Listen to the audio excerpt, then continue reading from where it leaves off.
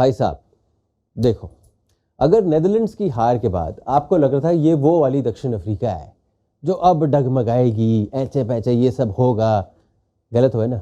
और भाई रिस्पेक्ट देना तो पड़ेगा क्योंकि ये अलग है। ये जो दक्षिण अफ्रीका है, ये जो आज दक्षिण अफ्रीका ने न्यूजीलैंड को 190 रन से मात दी है दोस्त, ये ऐलान किया है कि दोस्त हम तो आए हैं तो विश्व कप जीतने ही आए हैं। और ऐसा लग रहा है क्योंकि अभी तक तो टॉप 4 की रेस में पॉइंट्स टेबल पर सबसे ऊपर। नेट रन रेट तो चलो भूल जाओ, नेट रन रेट रिटायर हो गया जितने इन्होंने रन बनाए हैं। लेकिन आज न्यूजीलैंड को, एक कड़ी प्रतिद्वंदी को ऐसे मार के भाई सही में ऐलान कर दिया दक्षिण अफ्रीका ने। आप देख रहे हैं ESPN cricket for match day Hindi, जहां उस मुकाबले के बारे में बातचीत करने के लिए हमारे साथ स्टूडियो में मौजूद दीपदास गुप्ता। सर थोड़ा मैं भावुक हो गया। नहीं बिल्कुल सही बात है, बनता भी है, बिल्कुल बनता है। मैं आपको, चलो जो हार जीत तो चलो दूसरी बात है, कुछ ही दिन पहले वो रग्बी वर्ल्ड कप भी जीते, इन्हीं दोनों टीम्स का एक हुआ था, I think 12-11 was score, very close को। और वहां पे कहते हैं कि इस देश में जो भी हुआ है outside of sport, society, culture, all those things, a lot of things take us apart. But अगर एक ऐसी चीज है हमारे देश में that brings us together, it is sport, success in sport. From that point of view sir, ये इतना बड़ा आज ऐलान किया उन्होंने, मानने वाली बात है। बिल्कुल। और आप ये देखें कि जो जो चीजें चाहिए आपको, बैटिंग, रन बने, बॉलिंग में सारे जो हैं, हम ऑब्वियसली इंडिया इस वक्त बेस्ट बॉलिंग यूनिट दिख रही है, लेकिन उसके बाद अगर किसी का नंबर लगता है वो दक्षिण अफ्रीका। 4 तेज गेंदबाज, फिर केशव ने जिस तरीके से आज गेंदबाजी की और पूरे विश्व कप में करते हुए आ रहे हैं। साथ ही साथ 2 जो बोगी टीम्स हैं दक्षिण अफ्रीका के आगे, एक न्यूजीलैंड, पाकिस्तान। पिछली बार इन दोनों टीमों को हराया था 1999 में, इस बार दोनों को हरा दिया। तो वो जो छोटी छोटी चीजें हैं वो जो है वो बॉक्सेस चेक करती हुई आई हैं पूरे टूर्नामेंट में। एक थोड़ा सा ब्लिप था बट ठीक है, वो होता है सबके साथ कभी ना कभी।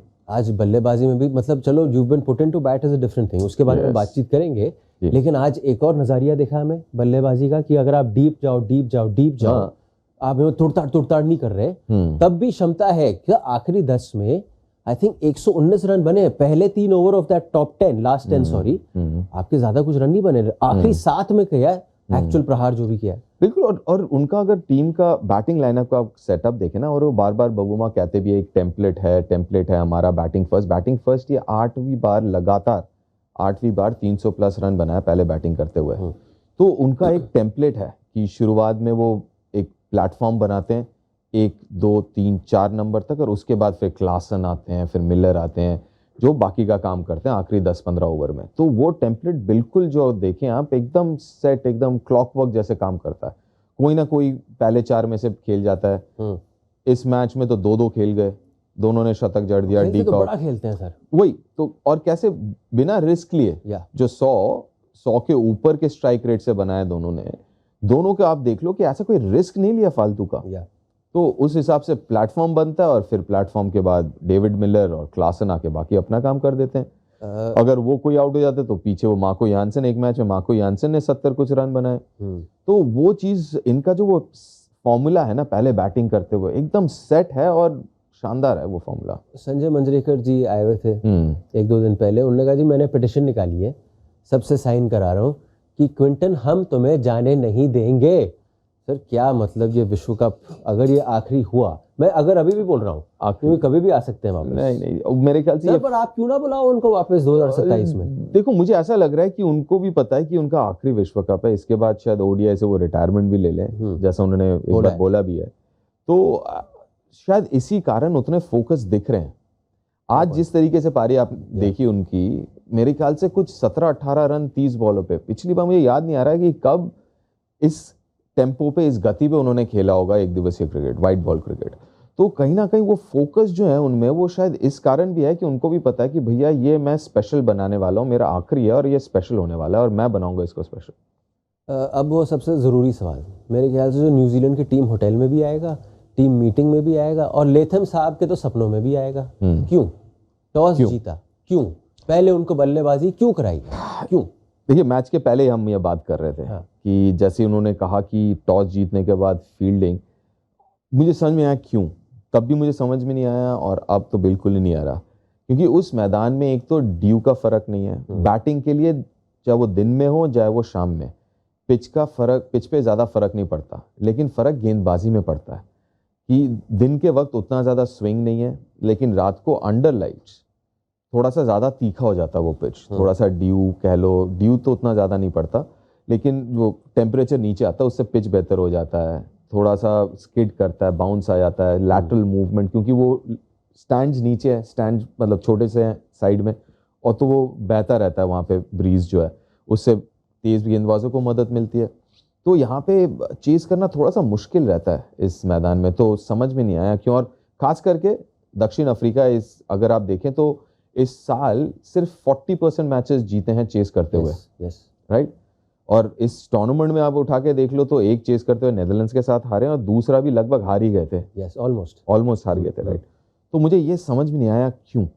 चलो सर, क्यों हो गया, 350 उन्होंने बना दिए, आजकल का जो दौर चल रहा है, और क्योंकि आप न्यूजीलैंड हो जी, ऐसा नहीं है कि आप 3 हार आ गए सर अब लगातार तीसरा, मतलब 4 के बाद जीत के बाद लग रहा था जी सेमीफाइनल आ गए, सडनली आप वापस 3 आपके हार आ गए। 350 के बाद भी हमें लग रहा था, क्योंकि न्यूजीलैंड है जो ऑस्ट्रेलिया के खिलाफ किया है, वे 390 कुछ के बहुत पास 5 रन पास चले गए थे, हमें लग रहा था कि बहुत करीब जाएंगे, लेकिन ये तो मतलब 190 रन से आप हारे, और वो भी फिलिप साहब में वो उजाला हुआ है उनका वहां पे, नहीं तो वो नहीं होते तो और भी ज्यादा होता। बिल्कुल, और दाद देनी पड़ेगी गेंदबाजों को, जो गेंदबाजी हुई है। आप मार्को जोहानसन देख लो, फिर लुंगी एंगीडी, इस विश्व कप में बेशक उतने विकेटें ना मिली हों लुंगी एंगीडी को, लेकिन जो लाइन और लेंथ डालते हैं, जो किफायती गेंदबाजी करते हैं, तो वो पार्टनरशिप में बड़ा अच्छा रहता है उनका और मार्को जोहानसन का।